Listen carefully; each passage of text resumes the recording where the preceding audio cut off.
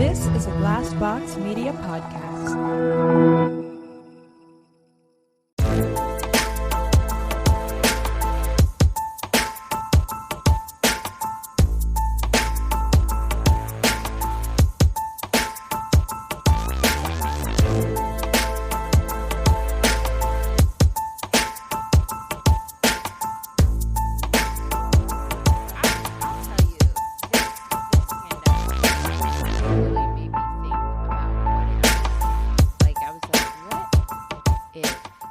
I were single when all this shit went down. Oh, no. Oh, you hit the jackpot. Like literally right in that window. You were like snuck in, like snatched it up. Because legitimately the thought of touching a stranger right now, which first of all is gross to me anyways. Right. Again, on a regular day. No, thank you. And there's no regular days right now. No regular days. No. People, you don't know where they've been. Ugh. So now I'm like, at all. So now I have an STD and coronavirus. Thanks, Brad.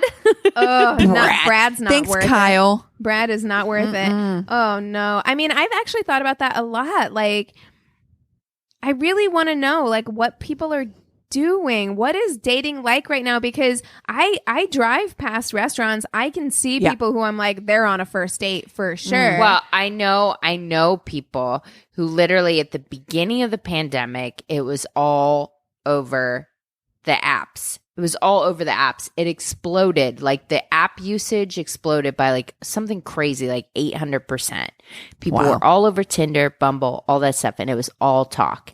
And then slowly people started having the Zoom dates. That became the new big thing where people are like, I met him over Zoom. I have felt this great connection, like blah, blah, blah. And then it became like socially distanced park dates and shit like that. But now I'll tell you, the people that I know that are single, the friends that I have that are out there dating, they're just fucking again. It's That's what I was back to say. normal. There's no way back people to aren't normal. fucking. Yeah. Yeah. For sure. You gotta fuck. It's tough, man. I'm so glad I'm not single right now. This world is not built for the single peoples. I feel bad. No, Sucks. it's not. Like we think about like how isolated we feel without our friend group. Think about like, you know, as much as like it might get like stifling sometimes to be in a 1-bedroom apartment in California with your significant other. And another part, I'm just like so thankful. Like, what if you had to do it on your own? So it's, yeah. It's well.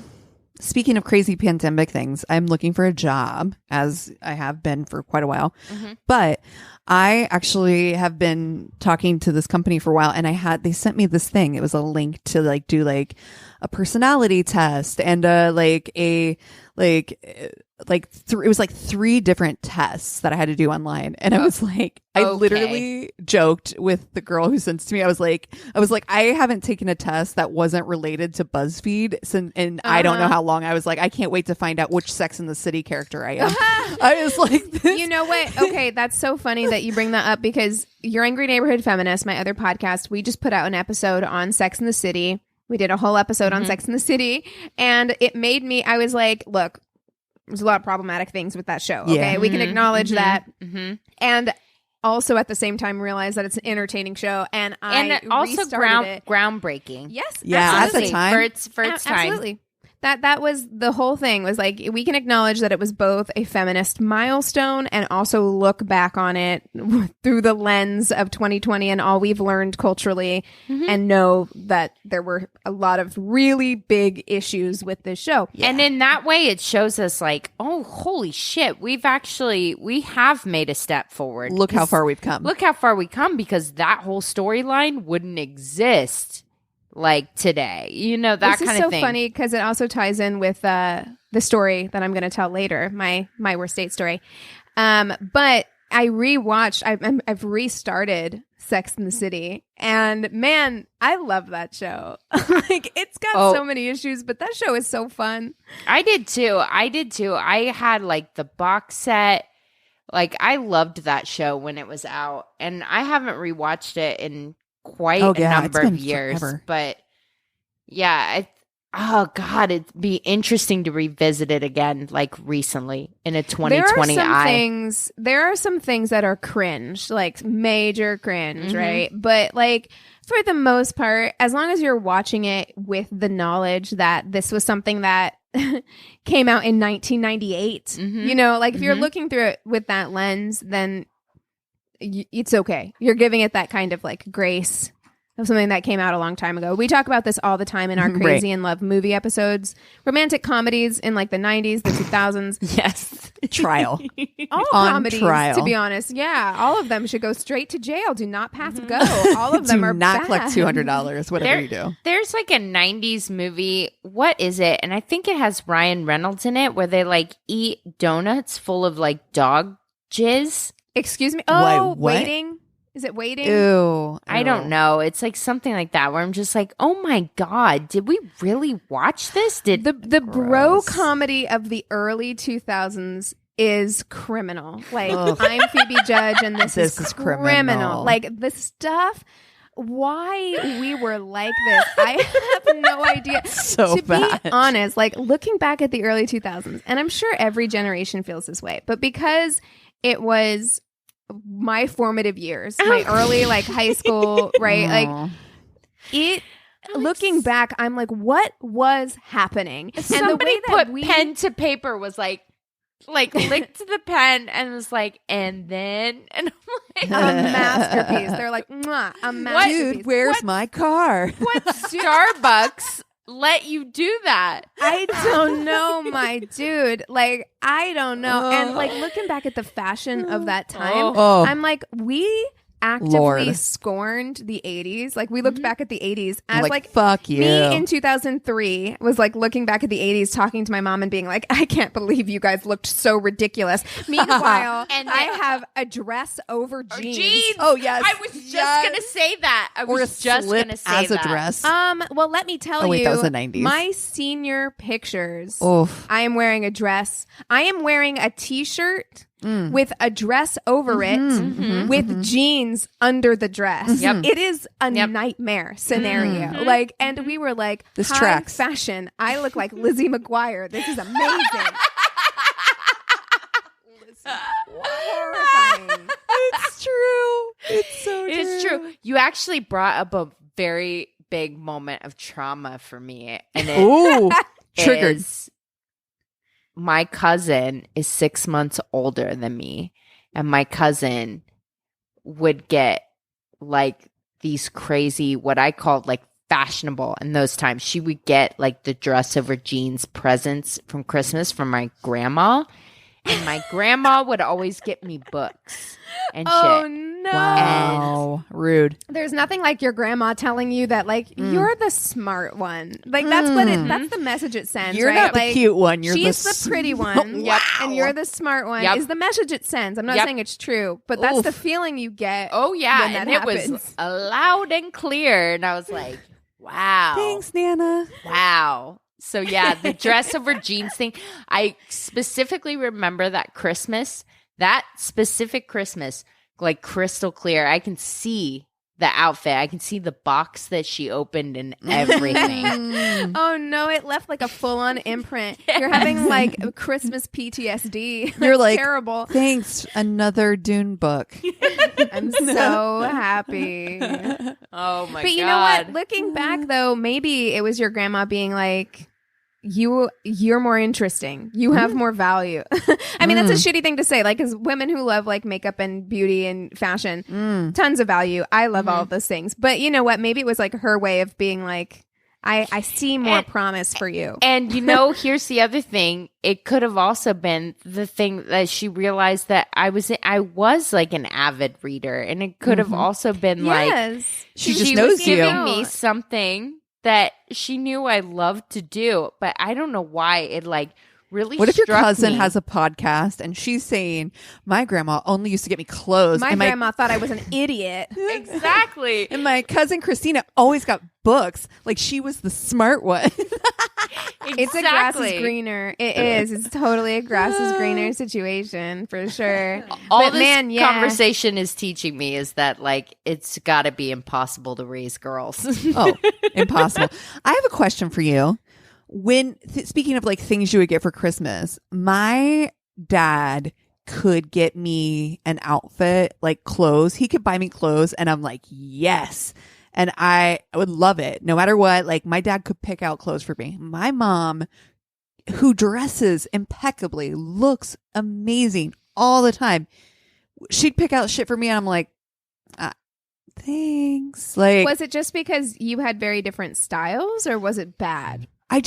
It just was never anything that I would wear. You know what I mean? Like my dad just got my style more. Do you have like, did that ever happen with you? Like somebody who just got your style much more? My parents never bought, like we had like a back to school budget, but even that we went to private school.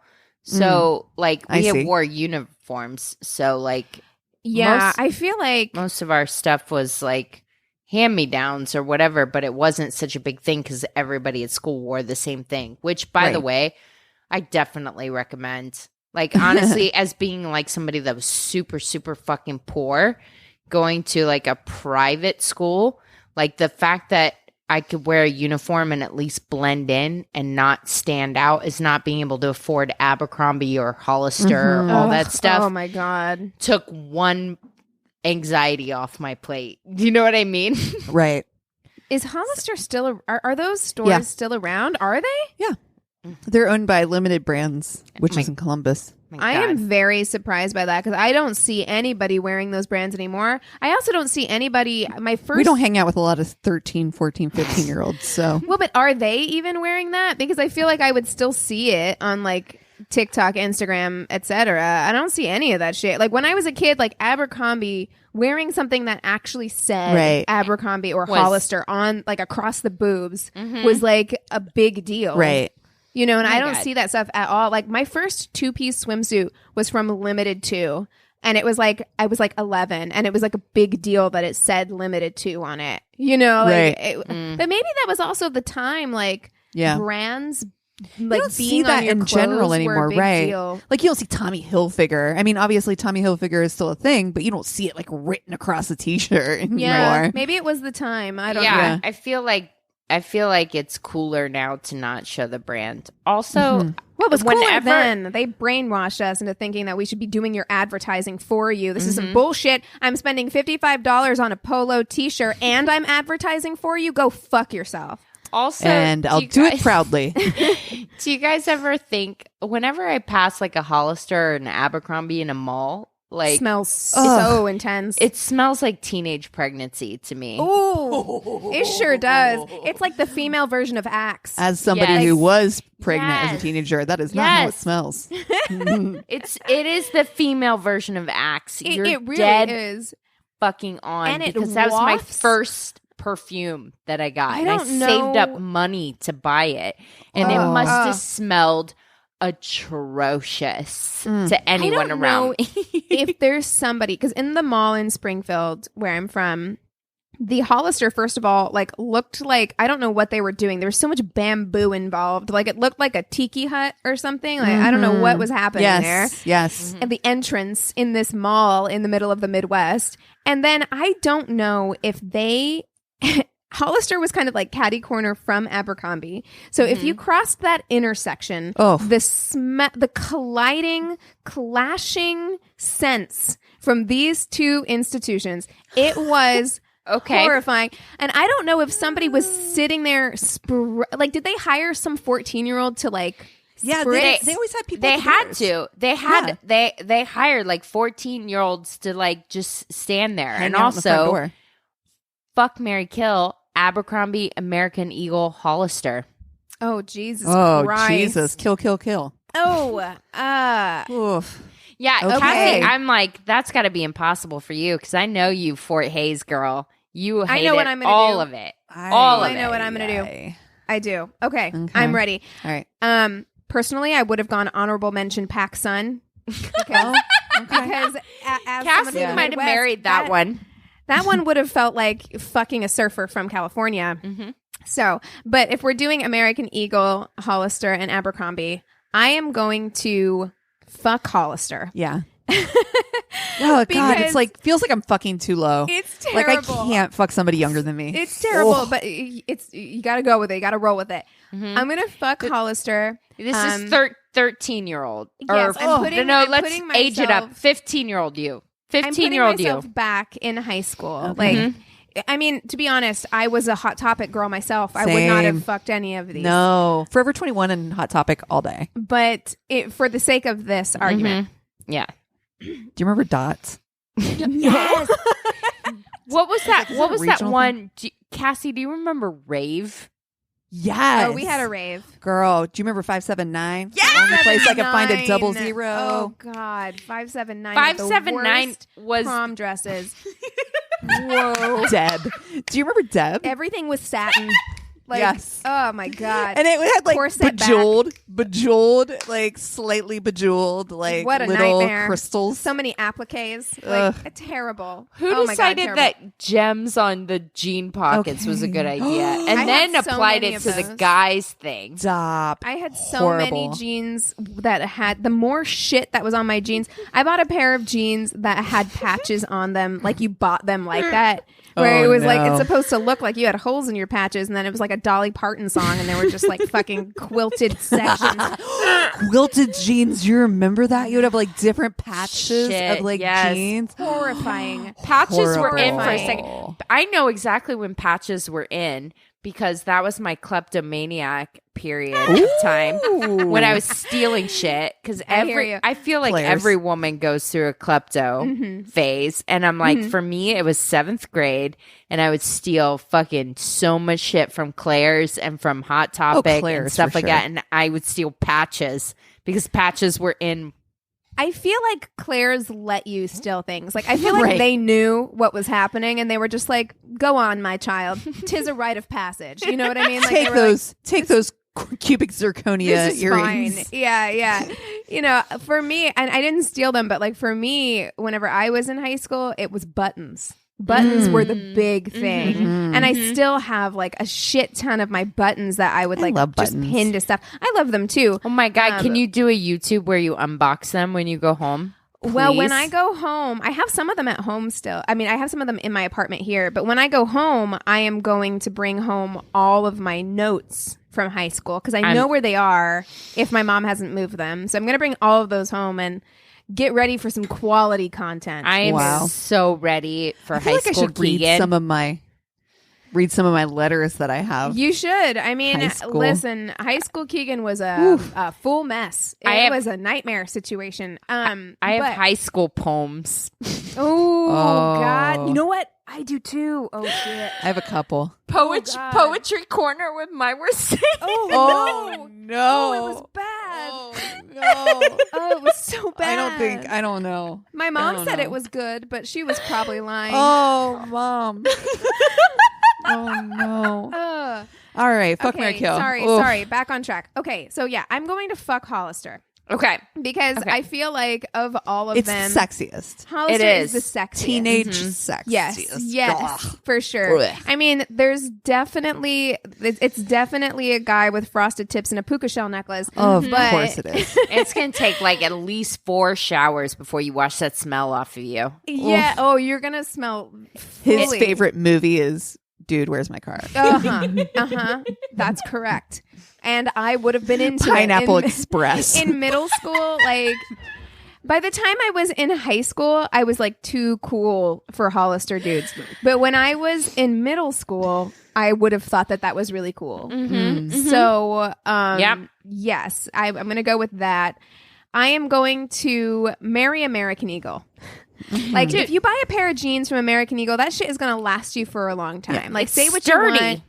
They're sturdy. They're solid. You got a good foundation with American Eagle. You can buy a pair of mom jeans that are going to fit well, and they're going to make it through like the next 4 to 5 years. So you're good there.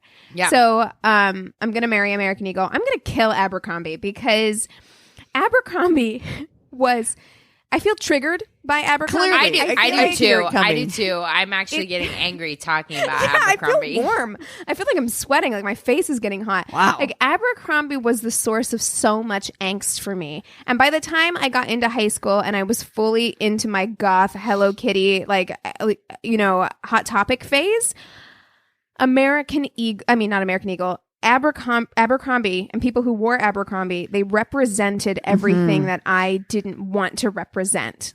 So You were like, I want to be anti this. Yes. So I have a lot of animosity towards Abercrombie. Yeah. So I'm going to go ahead and just take them out. We're going to take them out. They don't need to exist. Well, I feel like Abercrombie is the live, laugh, love of the group. For teenagers. Yeah, Yes. for Yeah. teenagers. Everyone I went to high school with who rocked nothing but Abercrombie, those women, they all have live, laugh, love Yep. in Yep. their houses now. Yes. Yeah. Yeah. So I have to be the same as you, and I'm going to kill Abercrombie. I am going to marry Hollister. Oh, There- of course there you are. is a little bit of a danger. There's a little bit of a, I don't know why there's a little bit Yeah, of you're a going to get bad arrested. boy The FBI is vibe listening. to Hollister. Hollister, of these three, Hollister is the most like, maybe a skater boy might actually step foot into a Hollister, right? Yeah. Like he might deny it, but there would be stuff in there that he would be somewhat interested in. He might pick up something cool that was Hollister that was like at the Goodwill. Like, you know what I mean? From a couple seasons back. So like Hollister, I feel like is somebody that I'm just like, we would, I don't know. There's just something bad boyish about it. Christina, you insist on choosing I know. Every the time. one that is going to ruin your life. Every time. Every I time. learned literally- nothing. You're like, you've learned nothing. She's like, can I take care of you for the rest of your life? Yeah. Are you still living in your mother's basement? I'm sold. I'm Perfect. into it. Do you need me to pay your bills? I Do can you do have it a job? to fund Yes. your No. music career. I'm Yes. here for it. Oh, it's your dream to own Hollister a van? plays bass. Yes. Oh, god damn. Christina. I know. I'm a little concerned. I know. The heart wants what it wants. Yeah. And Oh. American Eagle, you know what? I'm gonna fuck American Eagle. I am. I'm gonna. It's That is- sturdy, solid. The as apple a rock, pie here. You know, I'm just like, I feel like we could grab a few Pabst Blue Ribbons at like Brewskis? a fucking Killers concert and just Some fucking brewskis go with to the town. brewskis. Yeah, yeah. Yeah, you would date American Eagle. That's what would happen. You would date American Eagle and then you would I'd cheat get on him with bored. Hollister. Exactly. Keegan. Oh my God. It's like, you know me. You're in my head right now. Wow. Well, I hate all of this. And as somebody, as a teenager who would never buy anything off the rack at all. I mean, like, honestly, me as a teenager, No, like, I was full on Goodwill thrift store. all the way. All the way. Same. I mean, Same. I wore men's corduroy jeans with a, chain wallet and a, like a, what are the white shirts with the, what are those called? The thermal shirts? Oh, yeah, yeah. With I know like what a you're talking band about. concert Mhm. t-shirt over it. Like that was my wardrobe. Like that was my absolute wardrobe. I literally I was probably the cheapest teenager you could have ever had because I never was somebody, even I will tell you, even at when it came to prom, my very first prom I was a freshman and it was a thrift store dress and I got 1,000 compliments on it. And I went, even my junior year, I borrowed my friends because we went to two different proms. So, and homecomings. And so I wore her one homecoming dress to my home prom and then we switched off. I mean, this is so not me, but okay. So if I got to come to it, here's what I'll say. I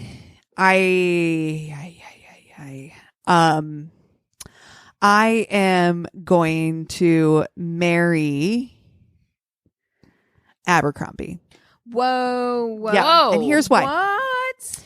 Because I'm I think, appalled. well, they're a Columbus company. And so I'm, down for my hometown heroes.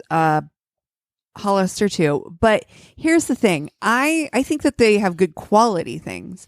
I bought my son Minnie an Abercrombie item that lasted him almost his entire high school career.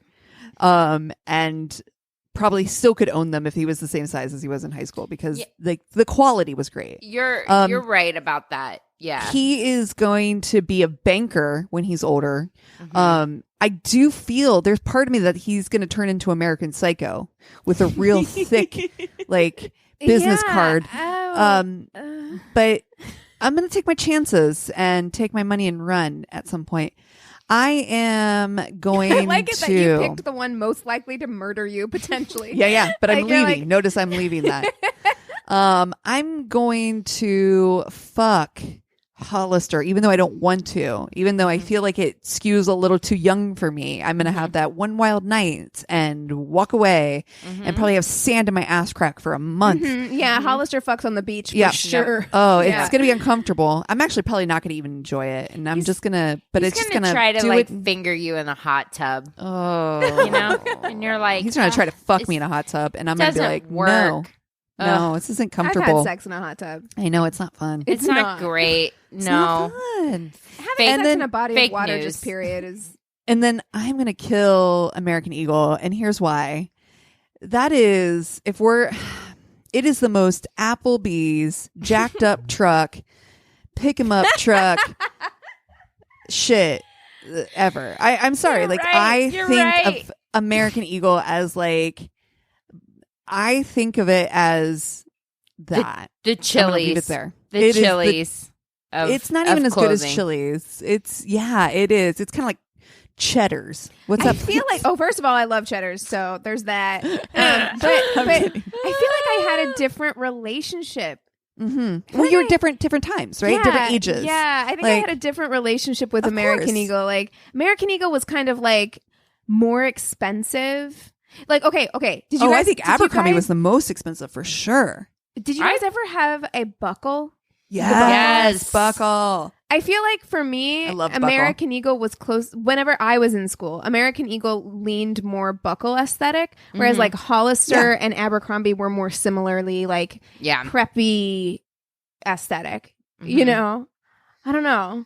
But I respect your opinion. I will say I got triggered when you said you were going to marry Abercrombie, but I understand where you're coming from. It was tough for me. I'm not going to lie because I hate all of them. I hate them all. Yeah, same as a 13-year-old is everything I aspired to be. It seemed like the pinnacle of success, and now at 38, I'm just like, like. It's so I funny. wish It I just had wasn't spent me, so but I much was more time being an individual. I think that there is, this is where like being Zennial, we kind of fall in that middle. This is that real true Gen X of me. Like my fashion style, the music I was listening to, that part of me is very Gen X-y in that way, which is that it was very anti-establishment. It was very like, you're not going to sell me your fancy clothes with names on it bullshit. We're going to I'm just going to look as dowdy and and then the thing was too, what is so funny is like you see like fashion labels who are trying to like basically emulate shit that you would get at the thrift store and make it popular. You know what I mean? Like thermal shirts and like plaid, you know, like Yeezys, everything in Kanye West's line is like, looks like it rolled around in dirt and got cut up. But I feel like a very old lady saying that. That's what my grandma used to say about my patchwork jeans. So yeah, no, we all get old and age out of fashion. But yeah, like for me, I just as somebody that just wanted so badly to just fit in, and part of that too is the whole like just the way that I look different too. I think that was part of it. Was that was me in middle school for sure. Yeah, where slick back ponytails and wearing my friends' hand-me-down Abercrombies because we couldn't afford our own. I had a friend whose parents were divorced, and they would both buy her stuff. And so she ended up with like an excess of clothes. And so she would give them to me. And so it was like the only Abercrombie I ever owned in middle school whenever I was still like trying really hard to fit in. And I was like, oh, thank God I have like this one item of clothing. It was like a polo shirt that was blue striped. Oh my God. I remember exactly what it looked like. I think that's my point. It's not that I'm saying that there's anything wrong with it. I just feel very lucky that when fitting in really was actually like anti, you know what I mean? Like you were actually not cool if you were trying. You went to an alternative high school. I mean, I did and didn't. Like my regular high school I went to for 2 years, and then I went to the joint vocational school, which was cosmetology school, and then I had to wear a uniform. But when I didn't, ask me how many times I had to turn a shirt that said something inside out. They're like, you can't wear that. And I had a fucking t-shirt that was like from a baseball league, and it was like grandma's ice cream, and it said lick it and love it on the back. And the number of times I had to turn that shirt inside out. Not today, not in the Midwest. We don't do that here. Sorry about that. We don't do that here. Okay, well, that was a fun one. Actually, that took me straight down a walk down memory lane. I'm having a lot of recovered memories that I'm going to have to suppress later.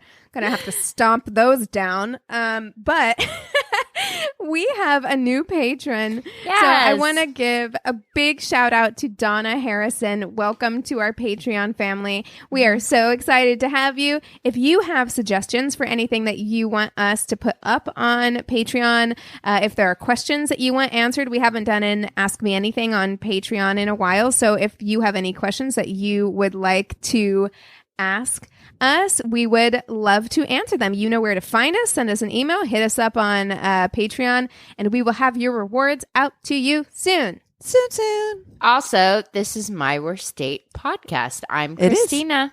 I'm Keegan. I'm Cassie. Hey. You guys want to take 5 and we'll come back with stories? Sounds good. Yes. And we're back. Yeah. All right, Cass. All right, I'm going to lead us off with stories.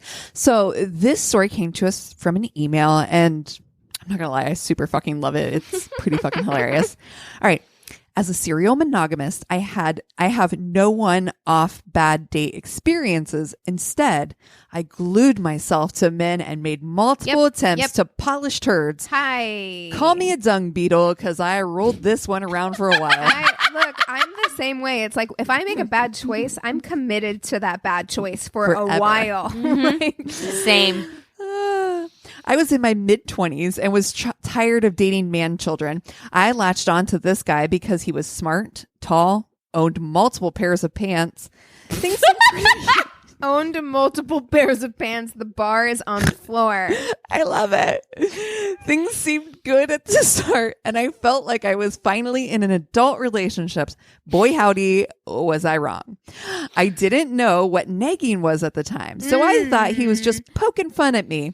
Every time he would throw out one of these, quote, jokes, he would do it in a baby voice to soften the blow. Ew. Okay, you've just combined two things that I don't like. Yep. So you've combined negging, which is some bullshit. Yep. I wonder what year this story took place, because that feels very much pickup artist-y. Like they watched that show and they were like, this is what you do to get women.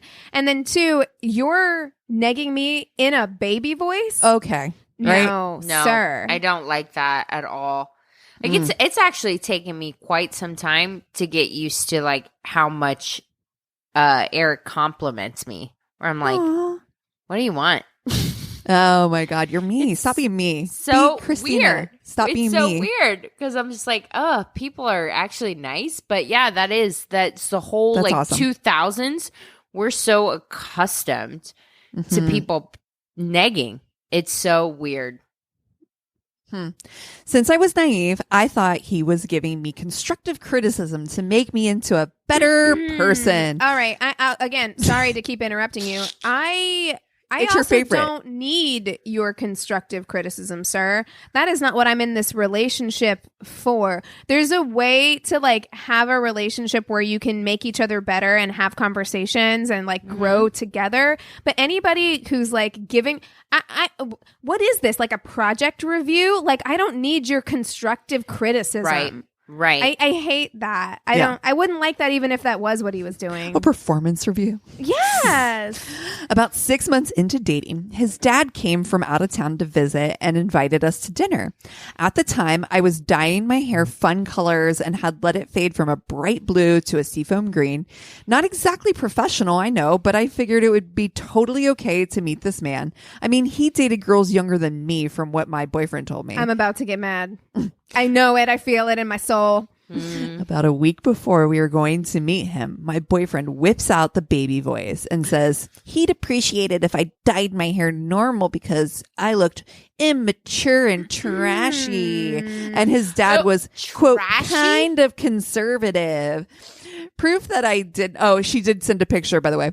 And it is not trashy at all. It's super cute. Also, like, I'm not dating your dad. I'm dating you. Okay. So maybe be a big boy and stand up for your choices. If you like somebody, I would never ask someone to change who they are. Like, Also, yeah, that's just the key that he's low key thinking that. Because that's, right. That's the thing exactly is right. If he loved it, he wouldn't give a fucking shit. say dick. He would stand up for her to his dad. That's but right. Obviously, he's using his dad was as an having excuse. those feelings. Exactly.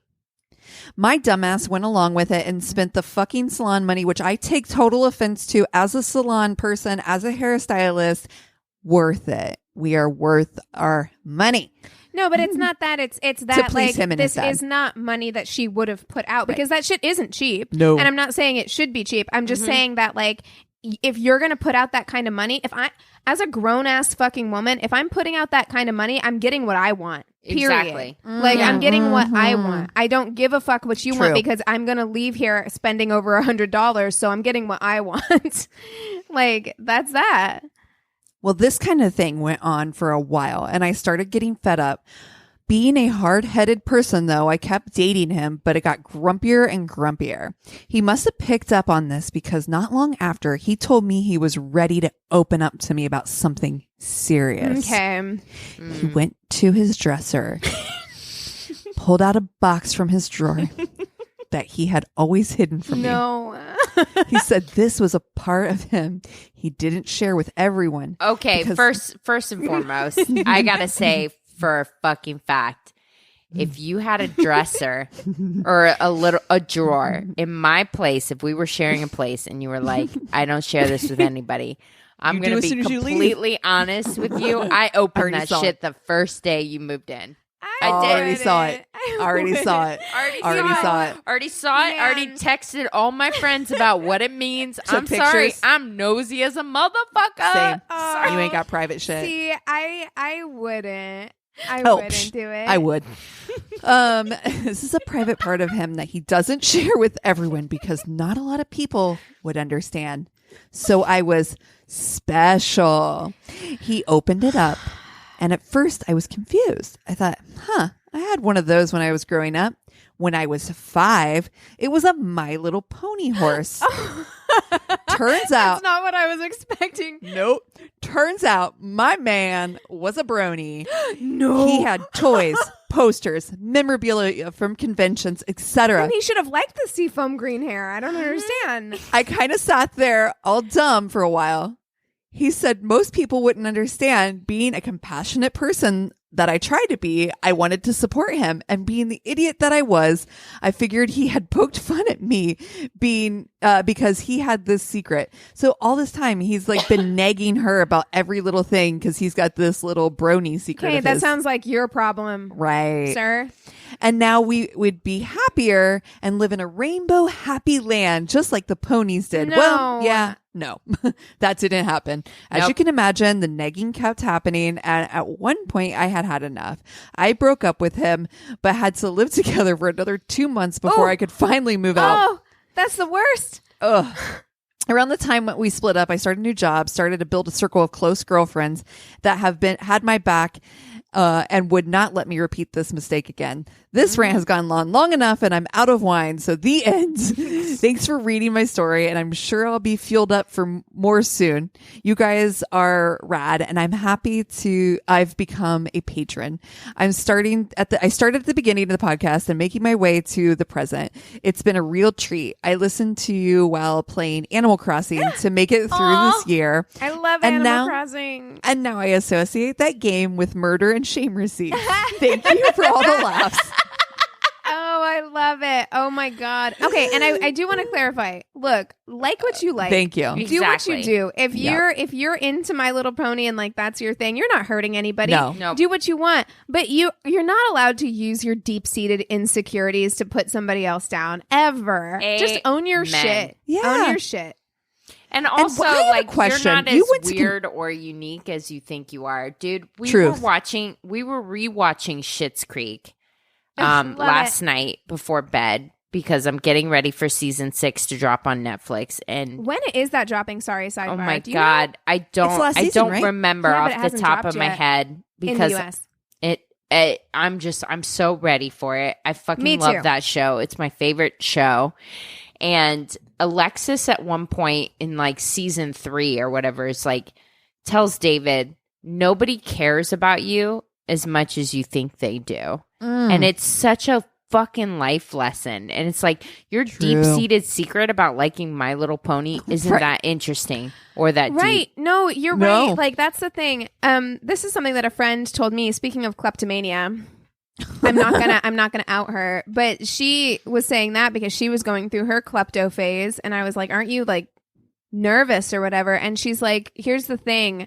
No one is ever you think people are looking at you Right. all the time. No one is ever looking at you. Mhm. Everyone is so concerned about who is looking at them. It's the same thing like when you're in a yoga class. Like you're so worried that you're doing something wrong and people are judging you. But 9 times out of 10, everyone in that class Feels the same way you feels do. the same way. Yep. And they're so focused on themselves that nobody is paying attention to you, sir. No one. They don't And care. you deep-seated brony. Right, Like, like- no one cares. I mean, and there's a honestly. whole documentary about it, so you're not I that know, unique. obviously. The funny thing is too is that like what I found like I think wait, so you have like it's a secret that you go to conventions? Like how are you hiding all this? Like, Yeah. He keeps them in a private folder on his desktop. how is he he never posts going- them anywhere, or he has a secret Facebook page. how is he going to a convention without like people knowing? It's He like, tells oh, his I'm family gonna. he has a work conference. Yep. True. Yep.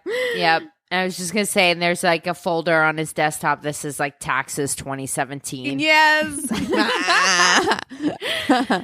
All right, this one I got from Reddit, and it says years ago I got invited to attend a workmate's wedding.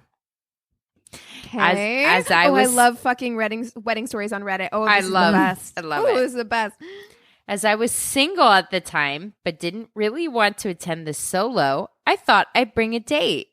So, Keegan, what would I just no. want to know what you think of somebody that brought this date to I your can't wedding. wait. Uh, I can't Keep wait. this Okay. in mind.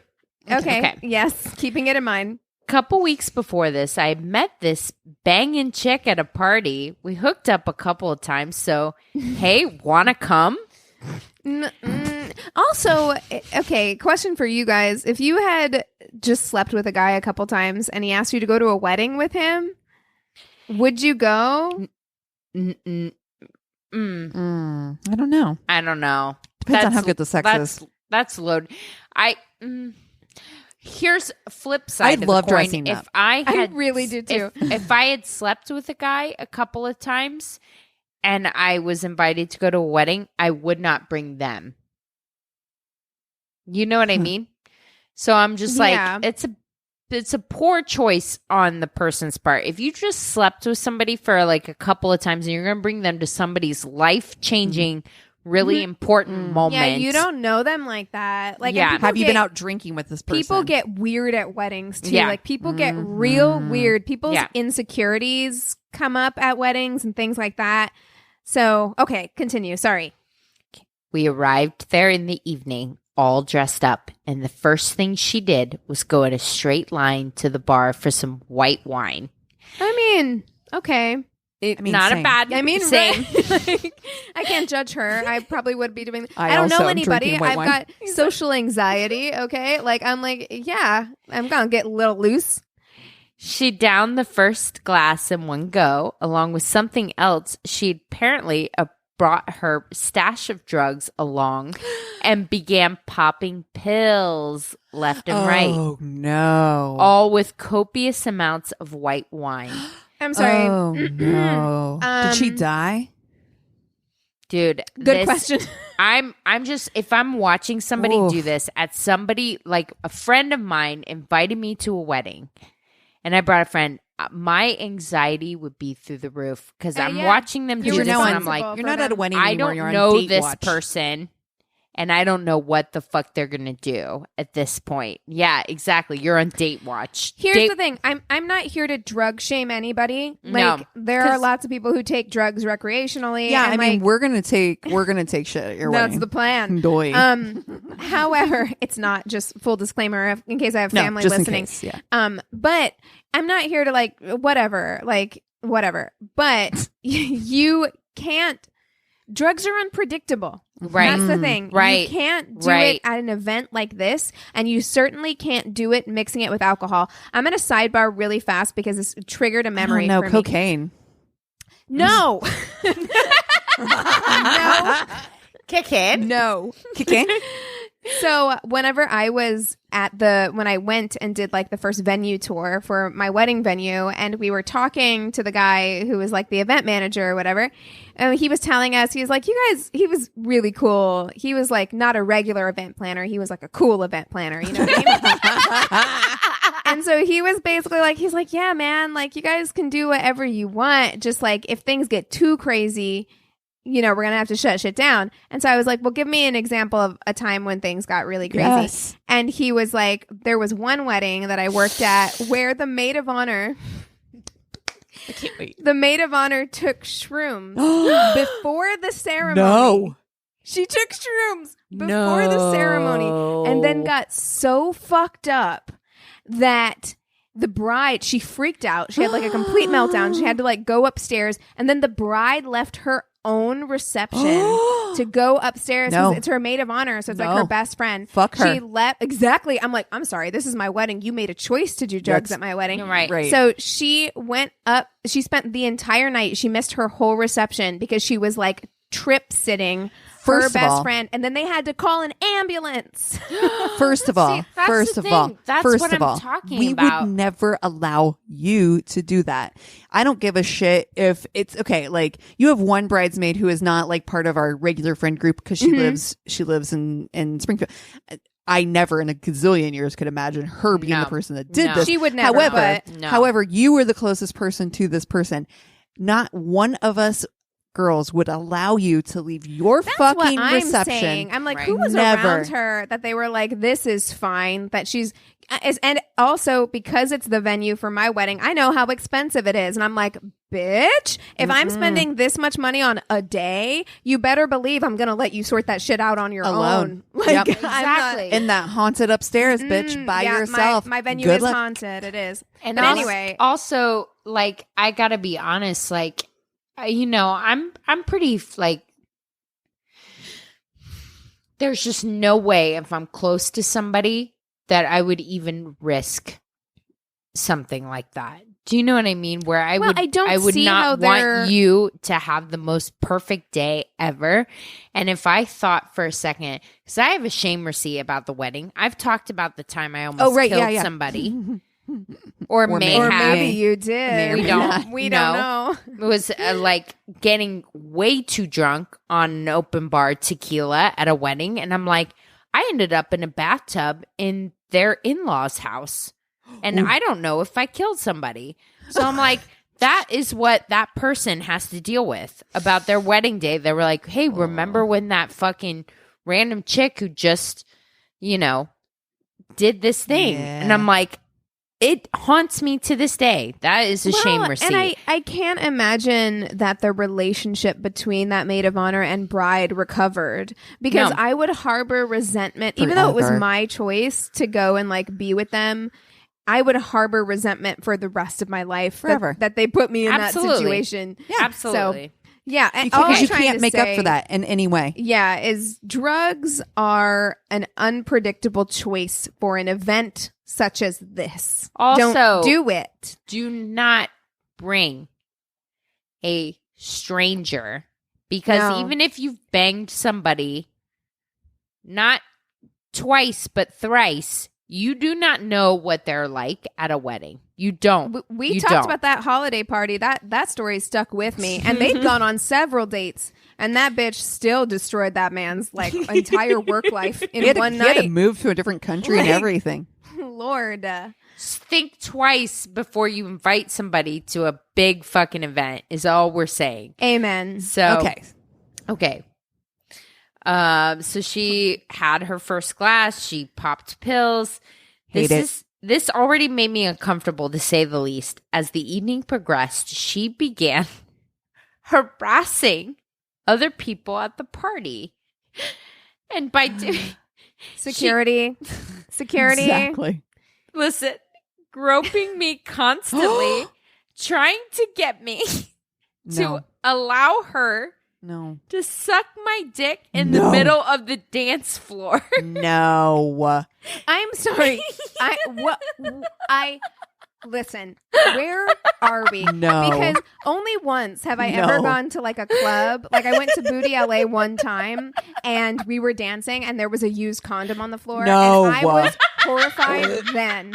So I can't imagine like in front of At your grandma, wedding. like all of your great aunts and uncles, like in front of every family member and God, you are going to fuck on the dance floor. No. She's going to get down on her knees and I'm sorry. I blocked that part out. Dick. That is even worse somehow. Gross. How is that It worse? is worse. It is worse. It is worse because I feel like you could dress up, hide a lot of sins. Just look like you're but you grinding. can't fucking hide being on your goddamn knees, sucking a D. And like, what does she think? Like, he's just gonna whip it out? Like, this is fine. I'm like, she can't help it. You were playing Pony by Genuine. I just blew the speakers. I'm sorry. Oh my god. Oh my god. My dog. No way. I'm fucking crying right now. No way. Oh, this is horrible. I hate this. Okay, I went out for a smoke with the groom to apologize and think about how I can salvage this and get her the fuck out of there. When I came back inside, I find her riding this chair elevator thing for elderly / disabled people up and down while shouting profanities at people with a glass in one hand and heels in the other. I mean, I have to say, listen, she sounds terrible. But if I had not dropped like $20,000 on this event, if I was just a guest at this wedding, if I was a guest, fun. we would be cracking up. We If would be were just vacuuming guests, that dance floor. Oh my God. You guys, we would have champagne flutes just sipping, watching this bitch go up and down the stairs. It would be amazing. Also, part of me wants to get on it. I mean, kind of. You can't have something like that around drunk people and not expect somebody to want to go for a ride. But, I mean, to answer your question, if this was my wedding, that bitch would have been kicked out already. Oh my God. Are you kidding me? I have black uncles. They would have kicked her out they would have kicked her out in the first hour. Come on. Stop. Riding one of those chairlifts. I can't. No. What I love is that she's got a drink in one hand and her heels so in the slow. other because it's so slow. The thing is just slow. He says, I picked her up out of the chair, threw her over my shoulder, and put her in my car and burned That's rubber so to get out of there. embarrassing. It's so embarrassing because now this is what everyone at that wedding thinks of you. Everyone they're like, remembers this is who you only date. that from the wedding, too. I'm also like, I don't know who she's at. I don't know who that is. Yeah. I'm going to go do you guys a favor and get rid of her, though. You brought her. I don't know what you're talking about. I'm going to do you guys a favor. Don't worry about it. I'm just going to go and grab this girl. Don't know who she is. I'm just going to get rid of her. Yep. Dropped her off, told her we weren't seeing each other anymore, and sent a text to the now married couple apologizing profusely for any drama caused. Oh, there there was you go. drama caused. Drama was caused. Oh man. I mean, Wow. look, I mean, I would hate it, but also like at least you have a story about your wedding. The wedding should be the story. I mean, it true, shouldn't be but some you're like, fucking fucked up chick you is know. riding the fucking. Better than Shrooms Girl. At least the bride didn't spend all True. of her day, you know. Yeah. But yeah, there's somebody that was like drunk riding a chairlift shouting profanities at your grandma. But that's kind of hilarious. I mean, not if it was at my grandma because I'm highly protective, but you know. Okay. When I was 22, I decided I was far too grown up and mature to be dating men my own age. Same girl, same. As a 31-year-old woman, can I just say LOL? Yes, Yes, you you can. can. Because I feel like we've had a string of stories like this where like young women are like, I need to date someone who has their shit together. And it's like, oh. Yeah, that's cute. someone that Honey. doesn't have a Crown Royal bag like on their nightstand. They keep shit in their Crown Royal bag. Yeah, for sure. Maybe or maybe I didn't carry one as a person. You don't know me. Get out of my life. Up until this point, I had mostly met prospective suitors the old-fashioned way on MySpace. But Tinder was fairly new, and I wanted to give it a try. So I adjusted my settings and matched with a good-looking 35-year-old. Let's call him Jay. Jay worked in finance, and his profile was mostly pictures of him in what looked to my 22-year-old eyes to be very expensive suits. He described himself as, quote, protective and, quote, an alpha male. Hate it. I don't like that at all. Sounds like you're a controlling dickhead who I'm going to have to get a fucking restraining order against later. That's right. Which I now know is a huge red flag. Having grown up romanticizing 90s rom-coms, I didn't think much of it at the time. We didn't chat long before he started insisting we meet in person.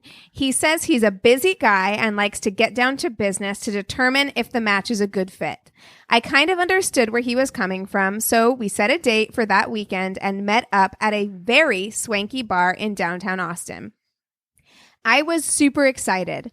As a broke college student, I wasn't able to experience the finer things very often, so I pulled out all the stops. I had my girlfriends come over. One of them was going through cosmetology school at the time, and she gave me a full blowout, while my other friend did my makeup. I love that. It's so cute. God, I know. so great. It's so cute. Like, she's so excited about this date that she's like, you have to come over and help me get ready because she's going somewhere fancy as a 22-year-old. Like, that's so cute. I chose my hottest bandage dress. Hey, 2013. Yes, Hervé Léger. And platform heels. I looked hot, if I'm being totally honest. Yes, you did. I arrive at the bar 10 minutes early. He's not there yet. No worries. I'll take a seat at the bar and order a cocktail. 10 minutes go by, then 15, then 25. Eventually, a young man who introduces himself as David sits next to me and starts to make small talk. I'm bored, so I start chatting. Not 5 minutes later, do I see a hand come down on the dude's shoulder, and there is my date. He does not look happy. half all the an way hour You're late. late. You're late. Half an hour late. Nah. The guy leaves, and my date sits down in a huff and orders a scotch. No greeting. Barely looking at me. I decide to ignore it and just try to enjoy the night. Eventually, he gulps down half his drink. Then he starts to warm up. Now he's all flattery, talking about how beautiful and interesting I am.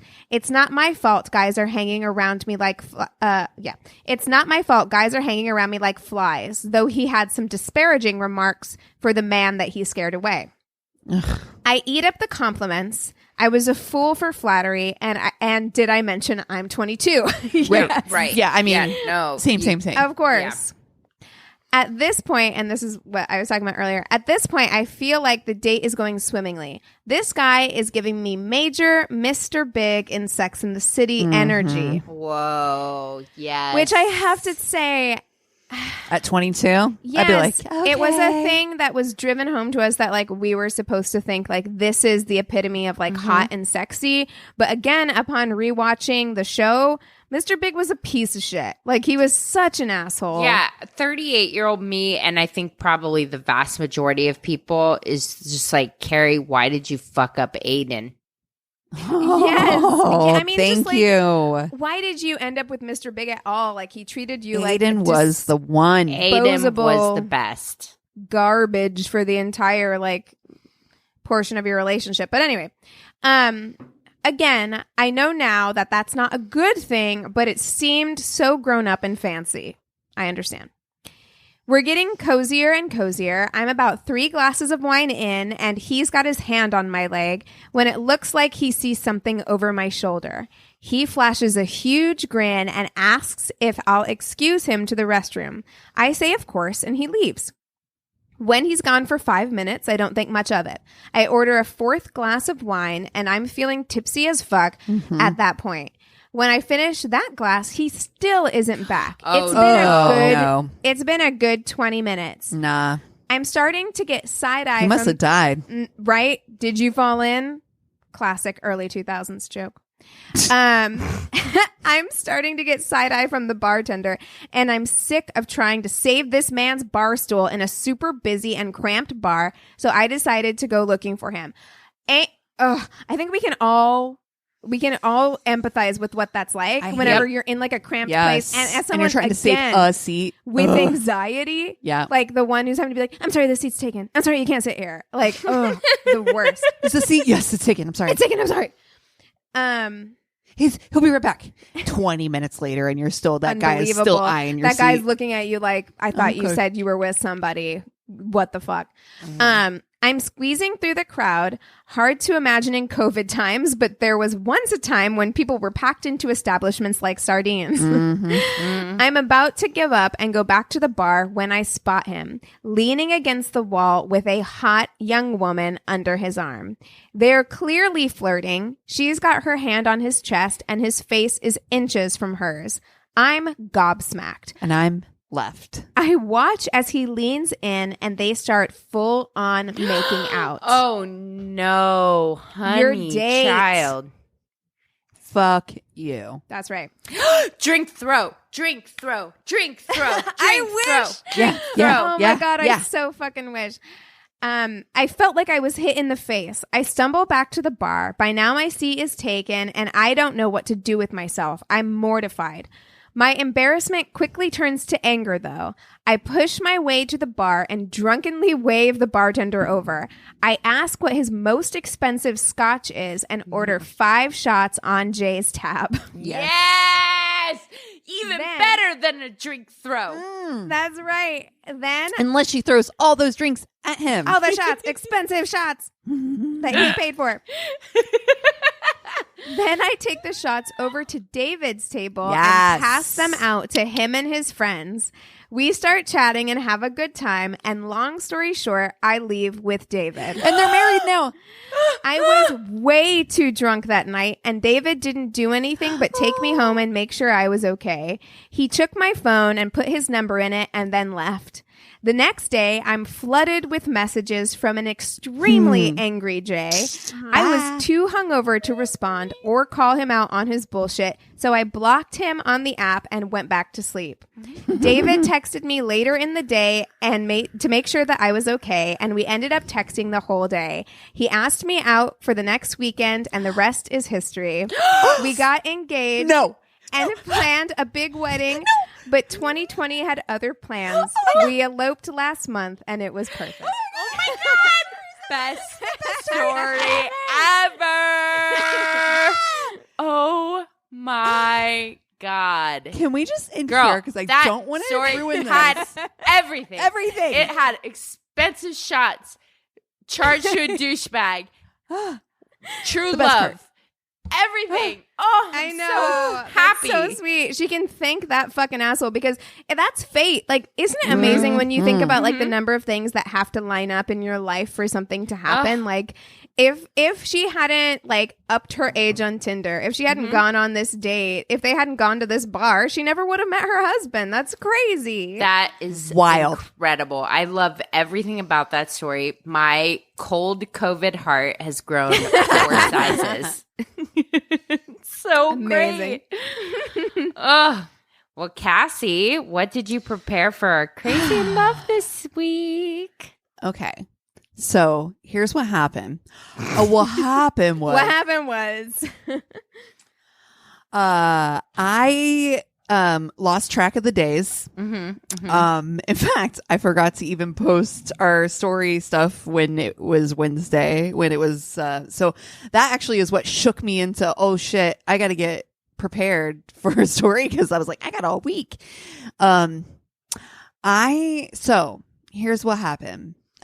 Okay. I was like, I want to do Love Fraud, which is on Showtime, and it's all about this guy who is a fucking total piece of shit, who has been like fraud. I've heard amazing things. I want to watch it so much. Look, where to fucking even begin? There's a cast of characters. It's numerous middle-aged ladies, one crooked piece of shit, and one badass chain-smoking hustler, who is Carla, who is she is a Bounty hunter? Yes, bounty hunter. Oh my God. I've heard a lot about Carla. Listen, it is 4 full episodes and a lot of time. And I watched it all. And at the end, I was like,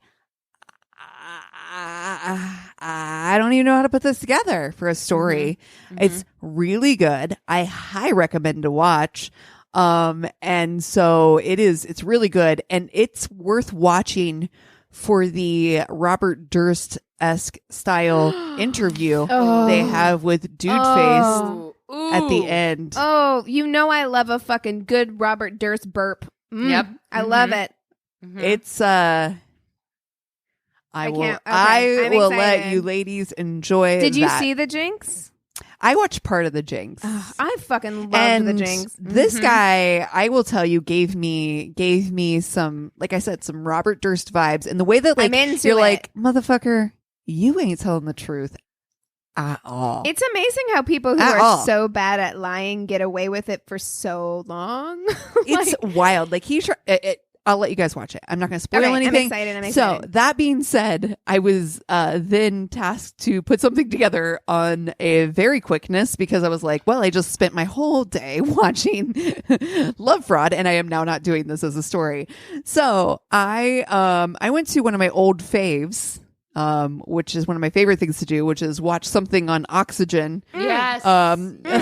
When in doubt, Oxygen or ID, they got you, boo. They got you, boo. You guys, I was on the phone with Spectrum for an hour today because we have high-speed internet with them, and we confirmed the transfer for tomorrow for our move. And I was like, Eric and I had talked about it, and I was like, I need Dateline in my life. How can I stream Dateline? Because I'm like, it is worth it for me to pay something monthly where I'm like, I can watch my Datelines, because I'm like, the amount of time that I spend searching for Crazy in Love, and I'm like, at the end of the day, Dateline will always be there for me. Don't you have it's the so podcast? hard to find. Do you not listen to the podcast? They have them. They update them with the show. I will start doing that, because I was on the phone for an hour, and I was like, okay, add this package to my internet, my high-speed internet. There should really just be a true crime package that's just Oxygen, ID, whatever channel, Dateline, and 2020 comes on, like 48 hours, whatever. Yeah. Like,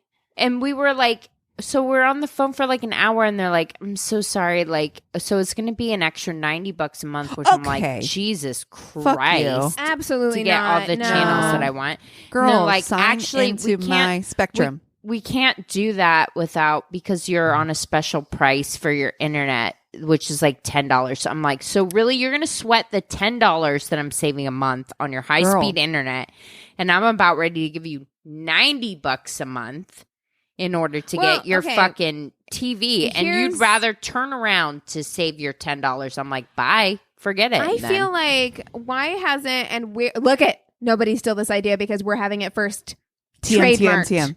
Yeah. So why hasn't anyone come up with like an app like Shudder? Like the Shudder app is just horror. Like that's all it is. It's all it's for. It's just like horror movies, horror shows. For true crime, right? yeah. Why hasn't someone come up with an app like that that's just true crime? Absolutely. Like I don't understand. People Keegan, would pay for it. You have legitimately like 4 days before we publish it to make it happen. Oh, and no. we're putting this pressure. under the umbrella of My Worst Date, LLC. Right, LLC. So that's hurry right. up. I mean, I'm scared. All right. So, Okay. Oxygen, the good old fail safe. And I caught up on some killer couples. Oh my God. I fucking love killer couples so much. So here's it's so the thing. bad, but so good. I typically like to dig deep, so I'm not like telling like the most recent story. Mm-hmm. But I saw that first one and I was like, well, this is what I'm going to tell you guys. This is where we're at.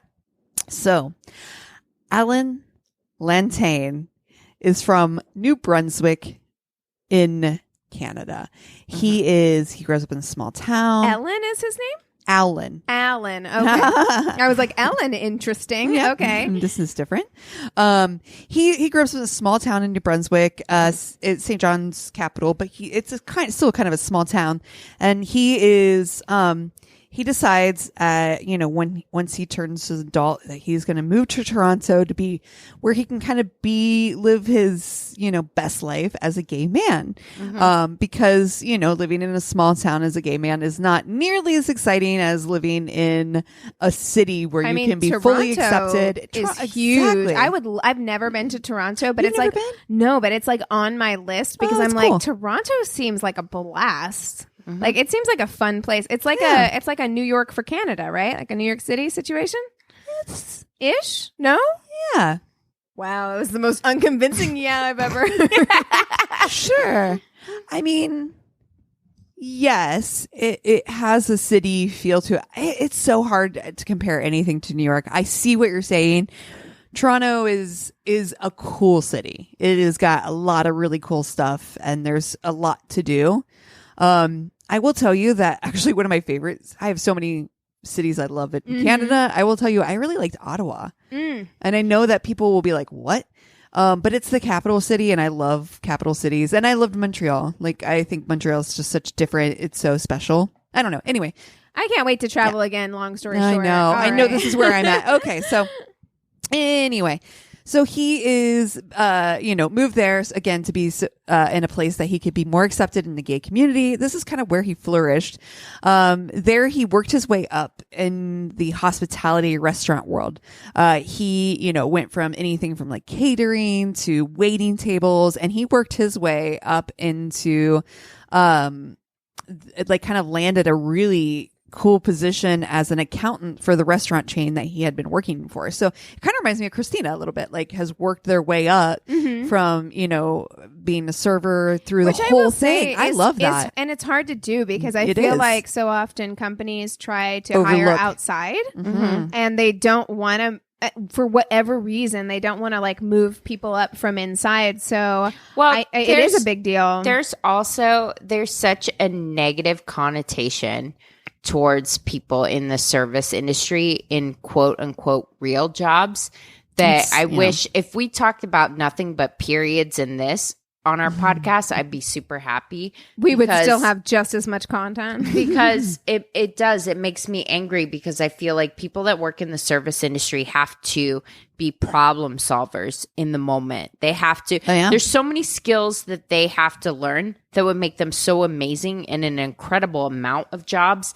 And yet the second someone sees a server as the last thing on someone's resume, it gets thrown into the garbage bin, and it's classist. I think it's classist. It absolutely is. Hugely. Weirdly, I feel like the United States doesn't value practical experience at all as much as they value like a piece of paper from a university, because Right. it's Which is like ridiculous. I mean, it is ridiculous because it's like a lot of people in a lot of jobs, every job you have brings you a new skill set, And right? having said that too, I will tell you, it's much different to live an experience of creating a quick math solution to something in real life versus reading it on a piece of paper. Right. It is so different. Having just took a test today with multiple like Yeah. word problem, math quit problems, I was like, wait, I'm really good at math. Why is this stumping me? Some And it's just people are like in real life, incredible. I'm really quick and logical and fast and solution That's driven right. and I'm able to come up. But like so many of them, I was like, wait, why am I stopping to think about this? Because I have to lot like of kind of process it. Very smart people are not good at testing, which is what determines your success in a Right. large part. So, Well, I know and we're off also but- money. Money. Yeah. Money. Yes. Eat the rich. Money, money, money. Anyways. Hashtag keep the rich. So he's worked his way up to a successful career as an accountant for this restaurant chain. In 2004, at 46 years old, he meets his like dream guy, I love that. 29-year-old Demitry Papasotiriou. I'm not going to love Sotiriou? it for very long, I'm sure. But I love it that he's 46 and he met his like, Yeah. yay, it can happen He for met you. his match. Dimitri, who's originally from Greece, had moved to Canada and became an attorney. He is extremely smart. They talk about like one of the guys on the show was like saying like he was had like degrees by the time he was 16. Like his guy was Ooh. insanely smart. Like he was or like had graduated by the time he was 16. Something wild, like intelligent beyond Got a belief. Doogie Right? Howser. All right. A real Doogie Howser, exactly. After only about 4 months of them dating, they got married. They were like, this is it. You're the one. Here we go. I'm in love. They get married. They settle down into an apartment, like in an up and coming neighborhood in Toronto. And they're super happy. And they're taking their time. They're putting together their house. They're renovating because this is an up and coming area. They're spending, their time and money to really renovate this place and make the space their own.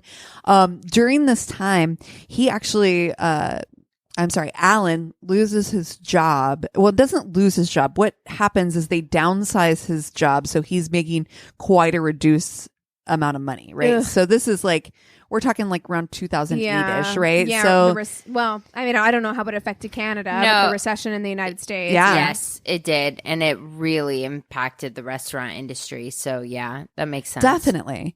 Well, and so at that time, that's exactly what's happening. And so he's having to take on like secondary jobs just to make bills, make payments and just to be able to make as it is. And also, besides like taking some catering gigs, he also gets a job with the university, like doing accounting for them. So he's doing okay, but it's not like he's not feeling like he was when he was able to just kind of have this one career and really solid, right? Yep. Also at that time in 2008, Demitry, his husband, is, like I said, he's quite the squalor. Wow. Quite the squalor. the scholar. And he gets an opportunity to get a PhD in law studying in Switzerland, in Lucerne, at the school there. So, Fancy. yeah, no big deal. That's how smart Do you this know how motherfucker fast is. I would leave to go to Switzerland if somebody was like, we have an opportunity for Immediately. you? I'd be like, deuces, goodbye. Yeah. As soon as you said, I have a, and I've been Yeah. like, I'm out. Yeah, it would be like one of those cartoons where it's just like Just dust. dust. Yeah, before things get real handmadey around here. It's Yeah. coming. Yeah, I'll take Switzerland any day. Ready? Let's go. Alan, though, he decided to stay in Toronto because, again, they're renovating their home. He wants to be there to oversee these renovations on their home. And this is like 4 years into their marriage. And the whole plan was for Demitry to go overseas for his studies and return to Toronto to work in Canada, right? So his plan is go there, do that, do your thing, get your degree, come back, earn your money, right? Because he's So we going to can be build a life here. right. Yeah. That was his whole plan, is he's building a life together Somehow I feel like this is going to go awry. Okay, I can't wait for you to find out how. 2011. It's March. Alan's good friend hasn't heard from him for a few days and reaches out to his work. They haven't heard from him either. So she's concerned. So she goes to the house. No one's responding. So she calls the police and she's like, wait a second. Hi, my friend who always responds to me. I haven't heard from him in a few days. This is very suspect. Good friend. So, yes. Great friend. Yes. That's what you should expect from your friends. That's exactly right. Look, I need everyone to stop. Examine your friend group right now. If you have to pause this podcast, do it. Examine your friend group and see which amongst your friends would call somebody if they hadn't heard from you in a couple of days. Yeah. And if the answer is none of your friends, then you need to drop all of those people and get new friends. Get you some new friends. Your friends should care enough about you that they are all up in your shit. I mean, not completely, but to the point where, like, if they haven't heard from you in a certain amount of time, that they will alert somebody. Yeah. Yeah. Yep.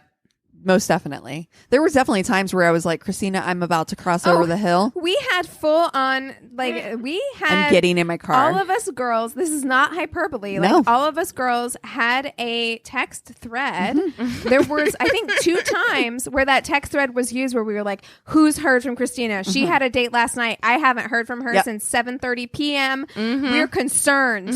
Okay? Yep. Oh, yeah. And as much as you don't want your and if you don't answer that friends- safety check, and I'm talking like soon, and how many times, Christina, tell it truthfully, did I, when I was like safety check and you're like, I'm fine, was I like, oh really? Follow-up blah, blah, question. blah, blah. Follow-up Yes. question. That's right. I mean, honestly, I don't think that it is, some people might think that it's extreme, but I don't think it's too extreme to have a conversation with your girlfriends and to develop a safety word. Do you know how many conversations Anthony and I have had about like developing a safety word? For like, if you're in a situation where you need help, but you don't feel like safe to say that you need help. Oh yeah. Like, Eric and I have one, but then again, we've been watching multiple seasons of Criminal Minds. So much Criminal Minds. That's right. Girl, same. My dreams are Criminal Minds now, honestly. It's wild. I marry Reed in my dreams and things are great. I'm at the, I don't want to spoil it for anybody. Anyway. Fuck them. This show's been on for this show's been long, on forever. like- But I'm at the he's in prison season right now, so. I don't love it. I'm at angry. minus Derek Morgan season. Oh yeah. Yep. Oh. So you're right. Wait, how did I we're pass you? Neck yeah, and neck. Yeah. I packing, moving. Oh, you Yeah. moving? Yeah. Okay. Oh, all right. You can't just spend all your time watching Criminal Minds. Okay. Well, fine. Okay, cool. All right. What, you at like Borg? Cool. Must be nice. Rub it in. Anyway, so the police do show up. They come to his house. Nobody's answering the doors, and they're like, okay, like honestly, this seems like a problem. And so they decide that they're going to actually break into the home to make sure that Alan is not like see what's going on. They find Alan deceased immediately. They break into the back door. They find him on the floor by the front door, with injuries to the back of his head. Wounds initially seem to indicate bludgeoning. It is quickly determined it was foul play, and the cause of death was blunt force trauma. There is no evidence of a forced entry nor robbery. So the police are like, well, maybe he interrupted a robbery. Maybe he came home and the robbery was in progress. They freaked out. So, they're like going through all the scenarios in their head. They're like, what could this possibly be? And at the somebody time, that knows him because he let them in the door. right. Well, and that's the thing. They're like, the police are, basically are like, there's an alarm here.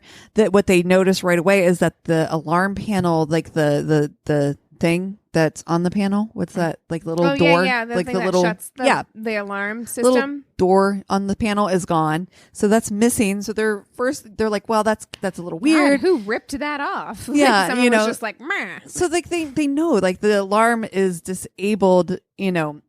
There's no, of course, again, there's no evidence of forced entry. There's an alarm. It's been disabled. And from the alarm company, they do find out that it was disabled. Wow. Words. Disabled at 5:19, which would have been too soon for Alan's actual arrival at 5:35. In the afternoon.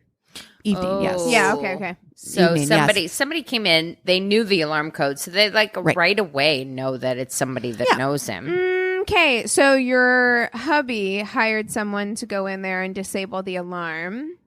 That's what I would assume. Like, who else knows your alarm code? Well, that's the thing. Nobody, all of his friends are like, they were extremely private, and no one in the outside of him or his husband, someone gave would it to know or have that code at all. So police are also in the process of tracking down his husband, Demitry, in Europe. No one has heard from him. They're trying to track him down. They're trying to contact him at the university in Switzerland. Nobody has heard from him. They can't contact him. And again, also he's the only other person in the world who has the code for their home, right? So Alan's best friend Grazia, who is also she's the one who had gone to the house, who was the one who found Alan. Grazia, fun name. I know, right? I like it. Grazia. She's the one who called the police when they found Alan.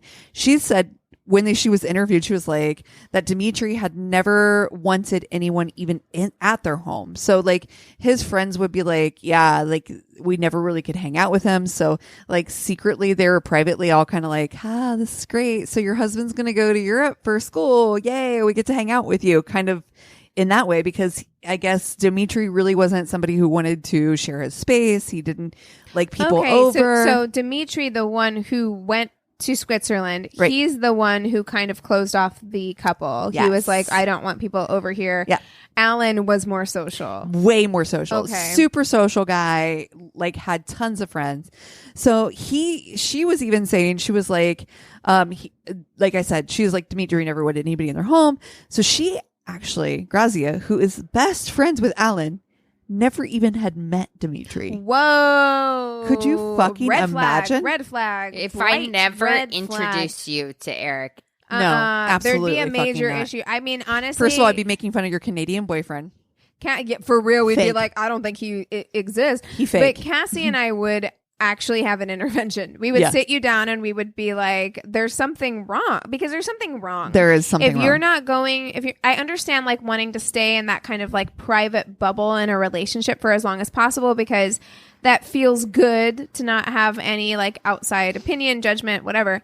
That, I understand that. But at some point, if you're going to have a future with this person, especially after you've gotten married, you want to integrate them into your life. Exactly. So if you were resisting allowing me to meet that person, I don't like that. I would be very concerned that there was something wrong. Yeah. I would be very concerned. Also, 100%, you've made up your boyfriend. It's either you've made up your boyfriend or he is a fucking piece of shit. Yeah. Yeah. So like I was saying before, so at the time, Alan had been picking up odd jobs, doing extra jobs, catering, doing all this stuff, plus working for this university. So he'd been doing everything he can just to make ends meet. But on top of that, he's also sending money, any extra money that he has on top of just the get by. He is covering, sending money for Demitry to cover his boarding, his, any cost of living that he has associated with him living in Europe so that he can get his degree. Right.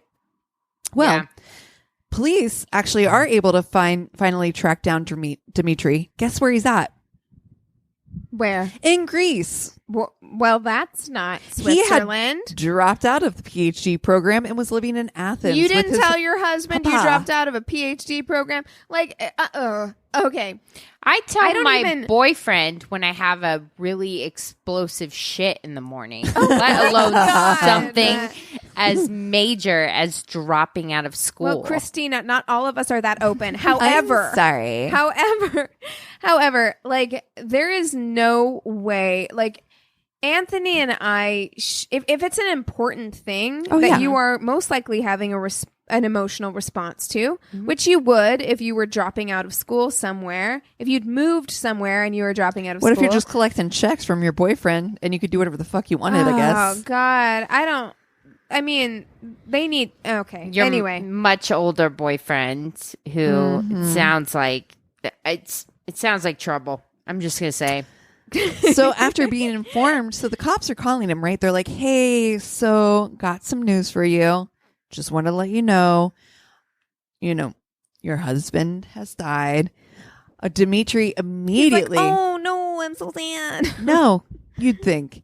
No, what he does do is he immediately gets defensive and claiming that he knows his law, with his law background, he has an understanding of his rights. My guy. Which, of course, raises red flags. Someone who is smart, apparently you're supposed to be super fucking smart. That's the dumbest thing you could possibly do. This is the thing about book smarts versus street smarts, right? Yes. Right here it is. Book smarts tells you, I got a law degree, I'm smart. Street smarts are like, oh shit, what? I didn't know. Yeah, That's the difference. He's not emotionally intelligent at all. Right. No. Like, you have to be emotionally intelligent to understand that like other people are expecting you to have an emotional response. So if you don't naturally have that response, well, sir, take some Meisner classes and learn how to emote because you're gonna need it. Yep. And Right. I'm just also going to say, like, also, yeah, don't talk to the cops because honestly, they're going to try to get you on whatever. But sorry, my God, but this at is least, his first time hearing. Like, so Yeah. the cops are just like, at this point, the cops have no reason to even fake a suspect him. He's not reaction. even in the same Fake country. an emotional reaction. They're literally like not even suspecting Demitry at all for anything because Dude Face is not even in the country. So literally they're just like, hey, we wanted to inform you that your husband has died.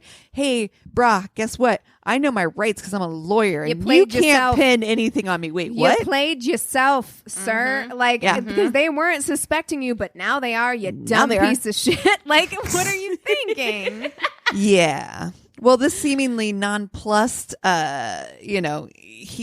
he tells the investigators that he had an open marriage. So, he's like, oh, this is quite shocking. Did Alan know died. that? He had an Yeah. open marriage and they should check into who he may have been dating. Well, that actually does end up being slightly true. So they're not slightly, it is true. Like they did apparently have a somewhat open relationship when he went off to Switzerland because they were like, You're going to be gone for a long time. you're going to be gone for a long time. We're going to No judgment open here. this relationship up. But so they go through some dating apps, try to see like maybe who he'd been out with, but these leads go absolutely nowhere. Demitry does not return home for the funeral. Red flag number 2. wow, Stating that he was capable of grieving from afar. This is dummy. I don't know why this makes me so mad when criminals are this fucking stupid. Like, I'm just like, have you not seen a single episode of Forensic Files? Like, you can't fake it. Like, literally, this man probably would have been in the all clear. Because I'm pretty sure he's not. But he's like, extradite me, bitch. Switzerland and you can't. No, Greece are not going to extradite to the U.S. if they have Not the death Canada. penalty. Greece this is Canada, and Greece does not extradite to Canada. They do not have an extradition. There you treaty. go. I guess in his mind, he was like, this is really smart. Maybe. But it's like, he's you like, you can think I'm guilty all you want. I'm in fucking Greece, bitch. Okay, but they wouldn't think you were guilty if you were just a better actor. If you just came to your husband's fucking Like, funeral. honestly, watch a Daniel Day-Lewis masterclass and get the fuck like, oh my God. Okay. I'm At least furious. pretend. So at this point, they are running out of leads. They have nothing, right? Until they get a tip that someone is looking into Alan's retirement accounts. Only 3 weeks post his burial, right? My dude. So the dude identified himself as Michael Jones. This person goes to Michael Jones. fill out the forms to claim benefits. And when asked to fill in the cause of death, the man writes bludgeoning, which is a detail not released by the police. Wow. And only someone involved I'm so sorry. or a police officer would know this Why fact. am I so mad that You were this so person mad. is so stupid? Because because so he's mad. accumulated so many pieces of paper to say that he's smart, and us over here, we're like, what are you? Not a college degree among us, and Exactly. We're like, are And you we're like- fucking kidding me? It's just the dumbest thing I've ever heard. Who would I do know. that? Who would do Well, that? I'm going to tell you who. So his prior employer had also received an inquiry. So this restaurant chain that he had worked for also got an inquiry of insurance benefits from someone called Michael Ivezich. Look, I even pronunciated that. Look, I do that all the time in my notes. This name leads to a man who's had... So Dude Face uses his real fucking name. It leads to a man who's had many run-ins with law enforcement, including fraud. Hi. When found, Michael claims to be working on behalf of Demitry. Like, bruh, He came clean immediately. He's like, here. I'm not trying to cover your ass at all. Listen, I will flip on you so fast. He asked me to, in his behest, do this for him, right? In fact, he had signed a notarized letter from him. Oh. Wow. Fuck. Now you're getting a notary into this. So I know, like if you I can, like, like legal call paperwork. Chris up and I'm like, hey, can you notarize this hit I'm gonna do? Oh my God. Like I'm appalled. I think I might be more. No. Okay, So the never police don't really have a whole ton of stuff to go off of, but what they do are definitely like, okay, well, hi, this is Soup's suspect. And so they are starting to surveil Michael. And suddenly, during the surveillance, bro vanishes. The whole idea was that what they were trying to surveil for is kind of like what they did with the California killer. What's his name? GSK. Golden State Killer. Whereas they were trying to like get a piece of his garbage or something like that they could get DNA off of. My favorite thing about detectiving is like just like getting a random piece of rogue trash and testing it. And this is what they were trying to do, because one of the things that happened during Alan's murder is that he actually got some scrapings under his fingernails of whoever did this to him. So they did actually have DNA to look for, right? So they're trying to find this DNA match. While working with Homeland Security, they realize that Michael, so he's in the wind, but they're working with U.S. Homeland Security, and they realize that Michael has landed in Boston and has planned to travel to Athens, Greece. Wow. What? Interessante. What a random place to go. That cool. I mean, why would you want to go there? No reason. Well, they decide they're going to interview Michael's wife. I bet Michael's wife is like, what you want to know? Let's fucking hate this guy. Is exactly that. Of course. She's like, let me break out the Sanka and Entenmann's. We're going to get... Girl, break it out, because here it goes. While interviewing Michael's wife, they discover that Michael was having an affair with Demitry. She had been keeping a journal of his activities. I want to read that journal. She had everything. She wrote it all down. When he left, where he was, what times, what places, where he was going. Oh, bitch. But also, can I say that relationship sounds exhausting? Like, just leave him. But Girl, in this case, also her grass is immaculate because she is vacuuming it every single day, honey. Not a speck. So also, besides this, like, they can't really use any of this information they get from her because, unfortunately, she's married to Broface, and that would be using, like... Can't you waive that? Can't you, like, choose to waive that? I don't think you can. That's some Even bullshit. in Canada, apparently. That is some bullshit. I know. If you're like, no, I actually hate my husband and I would like to tell But all that's the also a things. problem, because then that's also a problem. What if you just hate your husband and you want to just tell Yeah, a bunch but you of shit? can hate anybody. Well, this is true. Like, In a recovered But you email, can't though, they hate do... anybody the way that you hate your husband. There, the way that you hate your cheating husband. Cheating on you. Not only, like, just fucking... You have kids. So, okay. Sorry, I don't want to skip ahead. All right.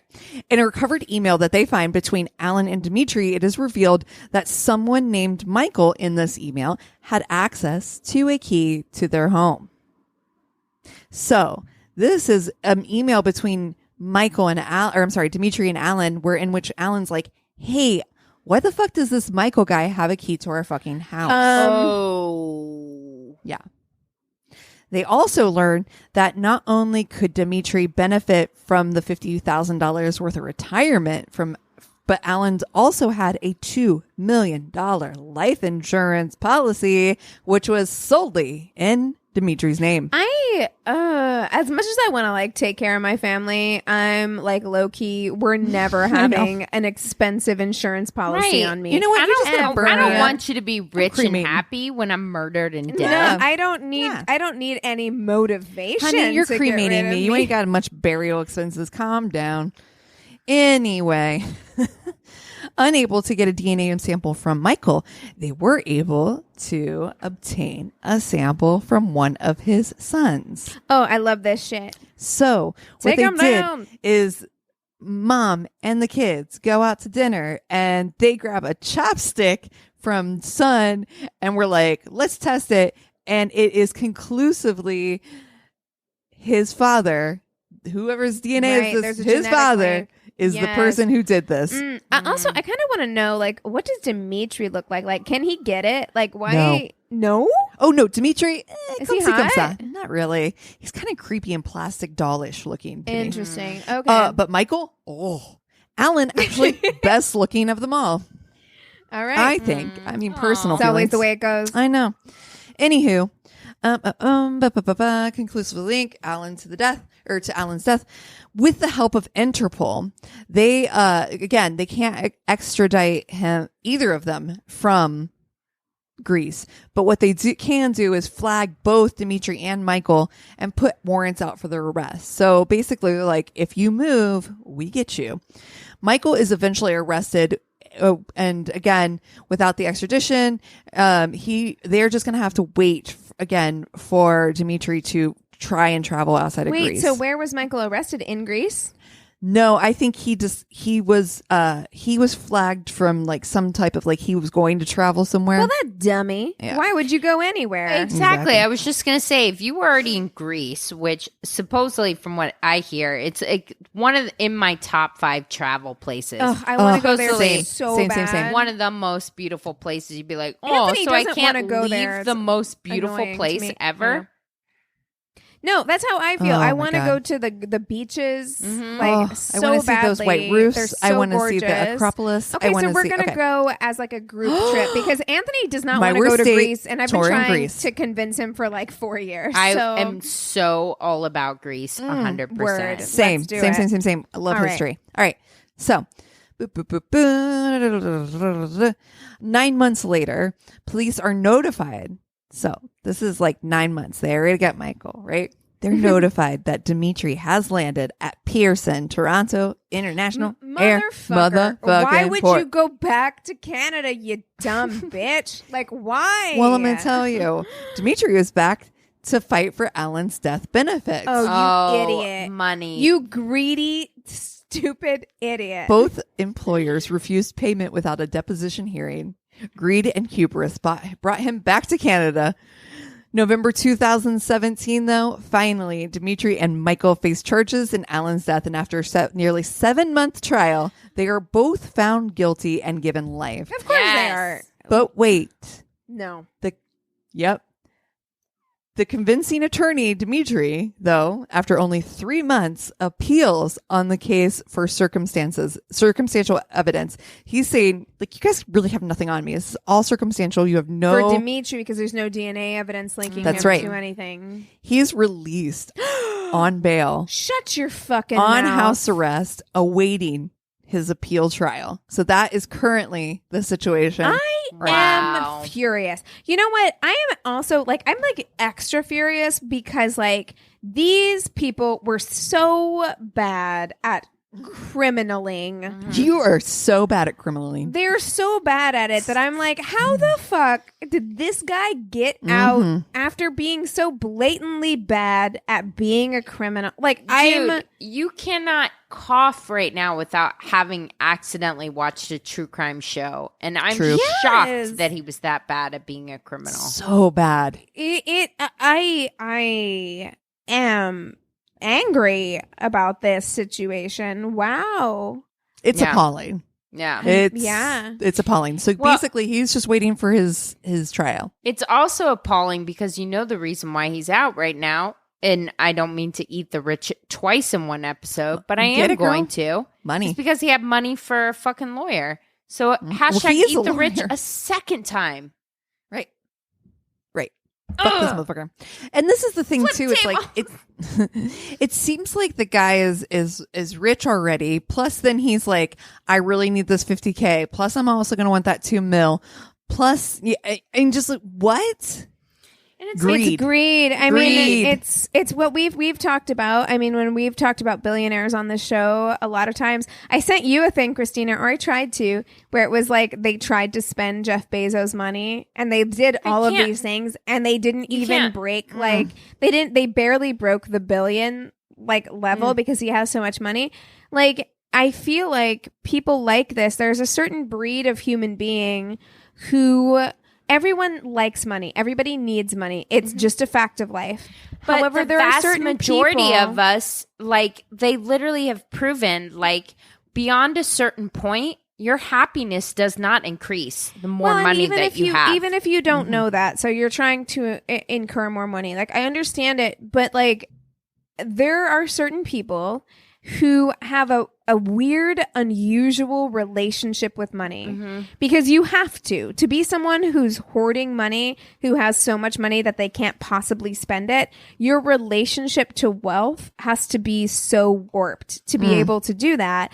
And this person, I mean, it's not Jeff Bezos level, clearly, but like this person, like their relationship with money is so fucked up that they're not even thinking clearly. Like they can't even make rational decisions. Like, that's so wild to me. Like fucking modern day dragons, you know? It's wild. It's so wild. Wow. Well, that was a good one. And I'd never heard of it. Yeah, that was amazing. I was like, I don't like to pick the one that's like right on top. I'm getting this one. But I've never heard of it. I've never heard of that. Yeah, I never heard the story either. That's great. Crazy. Wow. Whew. Yeah. Well, what are you guys watching this week? Well, first of all, I have two things to share. One is that Keegan shared with us how amazing it is to have an electric razor in their life, that I bought one and used it today. And do you love it? I'm so happy. Oh my God. I haven't used any. And look, of course, you're going to get a closer. You're going to get a closer shave if you use a regular razor. It's silk. But my life has changed using an electric razor. It really has. Like, that's what I use 99.5% of the time. Here's what I find is it gives you that like afternoon day after you've silk shaved. And I'm fine with that. Yeah. Oh, because we don't like, need I just don't want to like look like I have a big hairy beast hair legs. We don't need it to be perfect nowadays. Right. You're not touching me most of the time. And it's actually better. It's better for your skin, ingrown hairs, all that shit. I will advocate for it till the day I die. So, it's the best. Solidly here for it. Got an electric razor. The other thing I want to tell you about that I am watching. Okay. So the other thing I'm super excited about is that, okay, so you guys know how much I love Anne of Green Gables. We do. It's a thing. I love it so much that I've owned it on VHS multiple times, DVDs multiple times, Blu-rays like I've had all of the layers, right? And so then I had to purchase it because the only way you can purchase it is through the Sullivan store, like their app, or I'm sorry, their website, right? So you'd have to watch it through their website, which is fine, which I just watch it on my phone if I wanted to. They have an app now. You can have that app on your Apple. Oh my God, I'm so excited. And you can have it on your jumping up and Apple down. TV. So did I or did I not download that Gazebo app on my Apple TV so that I can watch Anne of Green Gables trilogy anytime I want? Yes, I did. Yes, that are just comfort. And like, I love that for you. I love that journey for you. There are just things that are comfort. And it is comfort. We need that in these trying times. Anne of Green Gables is my hug. Oh, yes, full hug. And I just want people to know, because I know we have a lot of Anne of Green Gables fans, funny enough, because I do hear it from them. That is an app. It's the Gazebo app. You can download it and you can purchase the films. You can have them and watch them anytime you want. You're welcome. Yeah. Oh my God. Yes. I told you guys I've been in Move Central. So it's been all Schitt's Creek and Criminal Minds in the background. So perfect. Like Murder and fucking Moira. And it's love it. Love it. Love it. The best. Murder in Moira. Okay, so I have a few things. So I'd already seen this, but Anthony had heard it on a podcast, and we, like scary movies. So Anthony was like, we have to watch this. And I'm like, I'm totally down to watch it again. And I feel like I am the resident horror movie expert on this podcast. So I will say, for the sake of that, Anthony and I watched Train to Busan, which is a Korean movie. It's in Korean. You have to read the subtitles. But I watched it when I was in Korea the first time. And then I watched it again, and it is a zombie movie. It's a Korean zombie movie where they're stuck on a train where there's a zombie outbreak. And it is very good. And so I would suggest it. However, if you are trying to escape the awfulness that is this entire timeline, like what's happening right now is so fucked that I cannot express to you the sheer joy when I opened Netflix and I saw that there was a new episode of a couple of things.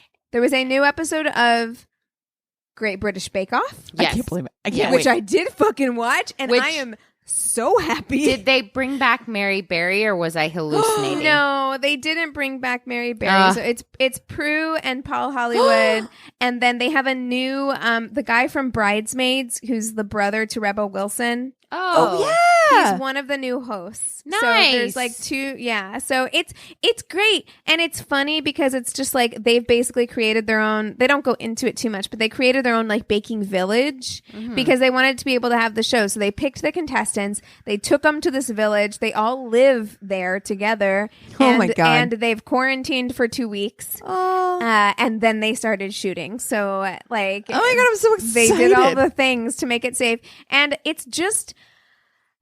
Between that and what I'm about to talk about next, which is another like British perfection icon, Call the Midwife is also back on Netflix. Yes, so excited. And did I watch the first episode of Great British Bake Off and then follow it up with the first episode of the new season of Call the Midwife? How could your soul feel? Did. And my soul felt like it was getting a warm, kind, soft cashmere hug. That's what I felt like was happening. Like a heated blanket made of cashmere. Yes, it was like a weighted blanket of love. Like I was so happy. My soul is excited just knowing. Yes. It was what I needed. Like I needed Great British Bake Off, which is just wholesome love. And then Call the Midwife, which is just like emotion, but like in a beautiful, pure way. Yeah. That's what I needed because I was literally feeling like, okay, nothing matters and the world is on fire and everything sucks, which is true. But if you can escape it for 2 seconds by watching these shows, I highly recommend. Yes. I recommend it. I'm here for it for sure. I need a little warmth like that. Do it. Especially excited to watch Call the Midwife on. So I ordered this couch. And the couch is beautiful. I thought it was a normal size couch. It's actually rather large. So it's perfect for your space. Yeah, you need a large couch. Large couches are great. But yeah, so I'm like, this is Mecca couch, and I'm excited to watch that on my new Mecca couch. So there's something I don't know even how to describe what it is about Call the Midwife. I don't know what it is, but it is the most comforting thing I've ever seen. It reminds me of like I was telling you last week about reading Dickens. It's kind of like there's something velvet.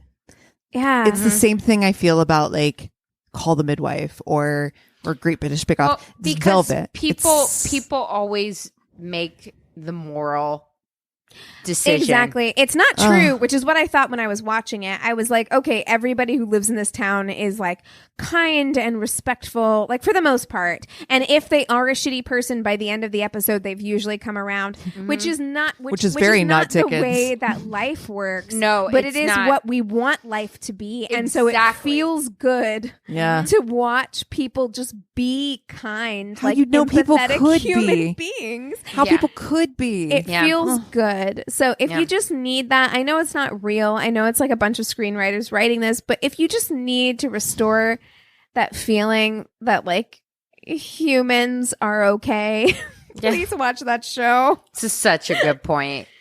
Oh my gosh. Well, if you guys have shows that we should watch, if you have stories to tell, if you want to just reach out or watch our YouTube stuff, go to our one-stop shop of a website. It's myworstatepodcast.com. And we love you so much. Cheers.